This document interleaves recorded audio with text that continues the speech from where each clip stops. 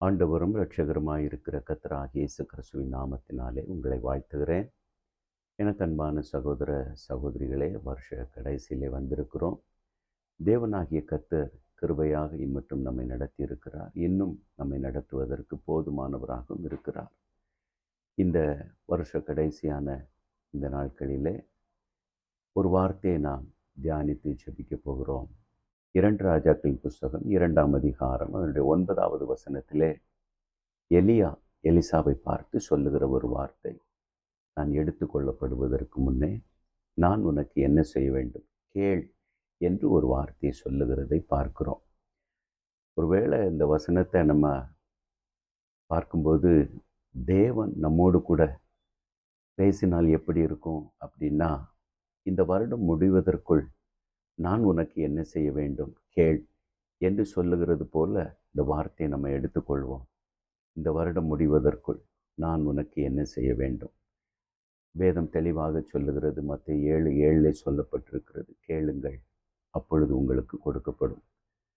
8வது வசனம் சொல்லுகிறது, கேட்கிறவன் எவனும் பெற்றுக்கொள்ளுகிறான் என்று சொல்லி இருக்கிறதை பார்க்கிறோம்.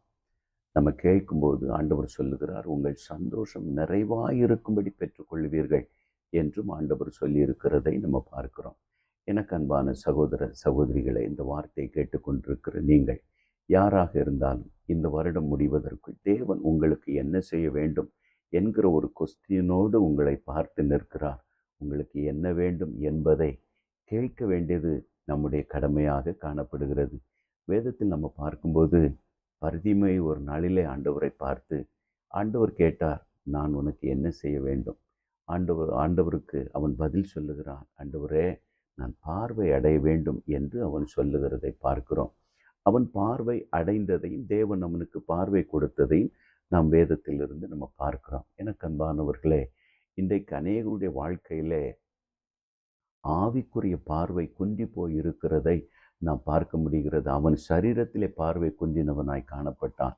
இன்றைக்கு அநேகருடைய வாழ்க்கையில் ஆவிக்குரிய பார்வை குன்றி போய், அதாவது ஜெப பார்வை குன்றி போய், வேத தியான பார்வை குன்றி போய், கர்த்தருக்கு காத்திருக்கிற பார்வை குன்றி போய், கர்த்தருக்காக ஓடுகிற உழைக்கிற பார்வை குன்றி போய், இன்றைக்கு இப்படிப்பட்ட நிலையில் அநேகரை பார்க்க முடிகிறது.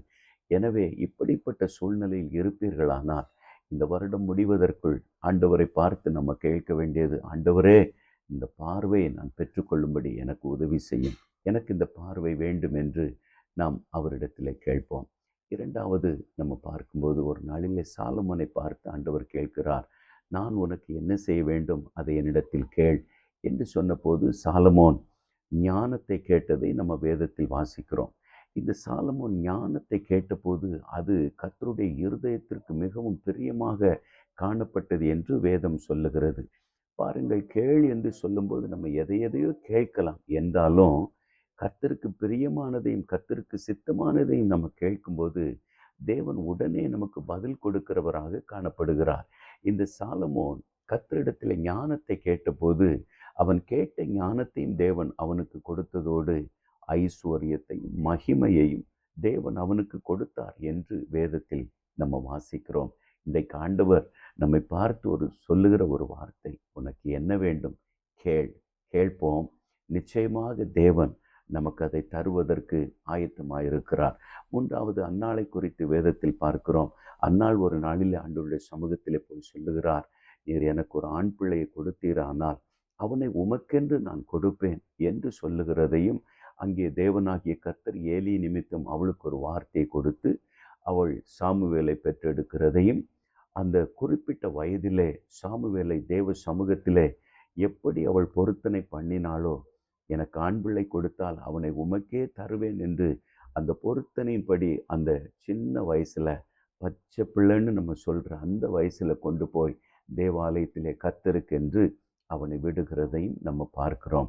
இங்கே அன்னாள் வேண்டி கொண்டதை தேவன் அவளுக்கு கொடுத்தார். ஒருவேளை ஸ்தோத்திரம், ஒரு குழந்தை இல்லையேன்னு சொல்லி திருமணமாகி சில வருடங்கள் ஆகிவிட்டது, பல வருடங்கள் ஆகிவிட்டது, எனக்கு ஒரு குழந்தை பாக்கியம் இல்லை என்று நீங்கள் நினைப்பீர்களானால் இன்றைக்கு ஆண்டவர் சொல்லுகிற ஒரு வார்த்தை, என்னிடத்தில் கேள். கேட்க சொல்லுகிறார். கேட்கும்போது நிச்சயமாக தருவேன் என்றும் தேவன் வாக்கு பண்ணியிருக்கிறார். 4வது பார்க்கும்போது யாபேசை குறித்து நம்ம வேதத்தில் பார்க்கிறோம். யாபேஸ் ஒரு நாளிலே தேவ சமூகத்திலே வந்து பாருங்கள், தனக்கு என்ன என்ன இல்லையோ ஒவ்வொன்றாக சொல்லுகிறார். தேவரீர் என்னை ஆசீர்வதித்து என் எல்லையை பெரிதாக்கி உமது கரம் என்னோடு இருந்து தீங்கு என்னை துக்கப்படுத்தாதபடி அதற்கு என்னை விலக்கி காத்தருளும் என்று தன் வாழ்க்கையில என்ன என்ன அவருக்கு பிரச்சனை இருந்ததோ, என்ன என்ன குறைவு இருந்ததோ, எது எது அவருக்கு இல்லையோ ஒவ்வொன்றாக சொல்லி ஆண்டவருடைய சமூகத்தில் ஜெபிக்கிறதை பார்க்கிறோம்.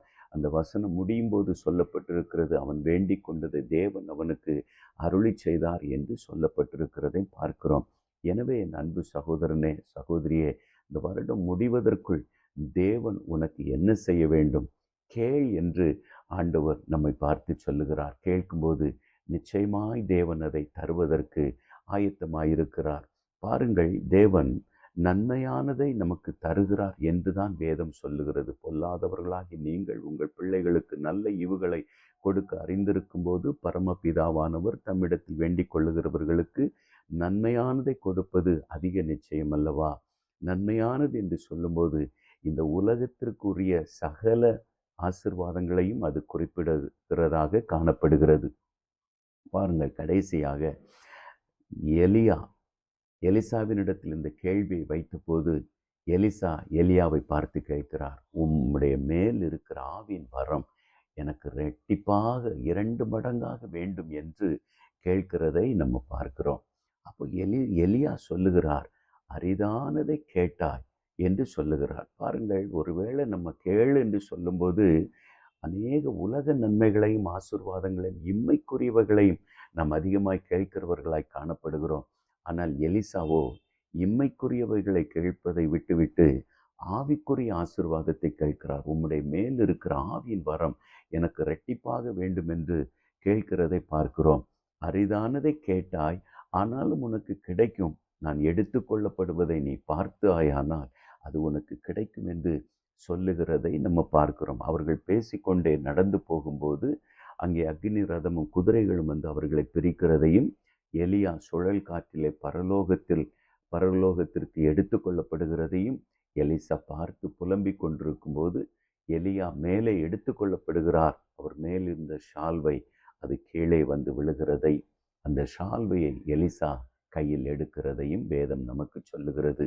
இப்பொழுது அந்த ஷால்வையை தான் எலிசா எடுத்து கொண்டு வந்து யோர்தானை கடக்கும்போது அவர் அந்த ஷால்வை கொண்டு தான் கடந்து இந்த பக்கம் வருகிறதையும், தேவனாகிய கர்த்தர் இரட்டிப்பாக எலிசாவை பயன்படுத்தினதையும் வேதத்தில் நம்ம வாசிக்கிறோம். என் அன்பு சகோதர சகோதரிகளே, வேதம் தெளிவாக சொல்லுகிறது, அவர் நன்மையை மாத்திரம் தருகிறவர் அல்ல. இன்னொரு இடத்தில் சொல்லப்பட்டிருக்கிறது, பொல்லாதவர்களாகி நீங்கள் உங்கள் பிள்ளைகளுக்கு நல்ல ஈவுகளை கொடுக்க அறிந்திருக்கும் போது பரமபிதாவானவர் தம்மிடத்தில் வேண்டிக் கொள்ளுகிறவர்களுக்கு பரிசுத்த ஆவியை கொடுப்பதும் அதிக நிச்சயம் அல்லவா என்று எழுதப்பட்டிருக்கிறது. அப்போ நன்மையானவைகளை, இந்த உலகத்திற்குரிய ஆசீர்வாதங்களையும் தேவன் நமக்கு கொடுக்கிறார், ஆவிக்குரிய ஆசீர்வாதங்களையும் கொடுக்கிறார். இந்த வருடம் முடிவதற்குள் என் சகோதரனே, சகோதரியே, உனக்கு என்ன வேண்டும்? ஆண்டவர் நம்மை பார்த்து கேட்கிறார், மகனே, மகளே, நான் உனக்கு என்ன செய்ய வேண்டும் கேள் என்று சொல்லுகிறார். கேட்பது நம்முடைய கடமை. கேட்போமா? நமக்கு என்ன வேண்டும்? நமக்கு என்ன குறைவுபட்டிருக்கிறோம்? என்ன பிரச்சனை? எதை வேண்டுமானாலும் தேவ சமூகத்தில் கேட்போம். நிச்சயமாக தேவன் நமக்கு பதில் தருகிறவராக காணப்படுகிறார். கண்களை மூடி நாம் ஒரு நிமிடம் ஜெபிக்கலாம். வானத்திற்கும் பூமிக்கும் சகல அதிகாரமுள்ள எங்கள் தகப்பனே, ஆண்டவரே, இந்த வார்த்தையின்படி தகப்பனே, இப்போதும் உம்முடைய சமூகத்தில் உம்மை நோக்கி பார்க்கிற கேட்கிற ஒவ்வொருவருக்காகவும் ஜெபிக்கிறேனப்பா. அவர்கள் மேல தேவனுடைய தயவுள்ள கரம் இருந்து கர்த்தராகிய இயேசு கிறிஸ்துவின் ஆசீர்வாதமாகிய நன்மையானவைகளையும் பரிசுத்தாவியானவரையும் பெற்றுக்கொண்டு கர்த்தருக்கென்றவர்கள் சாட்சியாய் வாழத்தக்கதாக தேவன் கிருபை செய்யும்படியாக ஜெபிக்கிறோம். ஆண்டவரே, இந்த வருடம் முடிவதற்குள் உம்முடைய பிள்ளைகள் எதிர்பார்க்கிற நன்மைகளையும் ஆசீர்வாதங்களையும் கொடுத்து அவர்களை கர்த்தர் பிளஸ் பண்ணி இந்த புதிய வருடத்திற்குள் பிரவேசிக்க பண்ண வேண்டும் என்று கர்த்தரும் இரட்சகருமாகிய இயேசு கிறிஸ்துவின் நாமத்தில் ஜெபிக்கிறேன் பிதாவே. ஆமென், ஆமென். தேவன் நம்மை ஆசீர்வதிப்பாராக. ஆமென்.